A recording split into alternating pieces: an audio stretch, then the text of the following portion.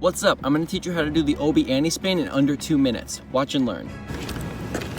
Step 1, you want to do your basic twirl on your dominant side. Take your saber and move in a counterclockwise motion. Just like that. Got my flow? It looks clockwise on the camera because it's reversed. It's counterclockwise in real life.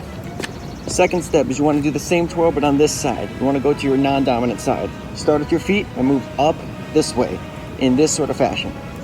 Like that. Ready? 1, 1, 1. And once you get here, you want to move back into your basic twirl. So ready? Put them together. 1, 2.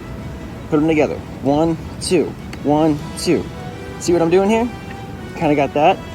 Now once you get here on your basic twirl, you're going to want to move your hand to the back side. Your saber is going to be tilted downwards. The tip of your saber is going to go here to here, right? That's a very important hand motion. To there, behind your back. So you're going to do 1, 2, 3, and now it's going to turn upside down, and you're going to go to that backward reverse pose. Got that? Cool. So let's do it again. 1, 2, 3. From here, this is the tricky part. You want to let the momentum carry your saber through this circle. So you see how it's moving in this circle? You want to let your momentum carry it through that circle and go back to the front, okay?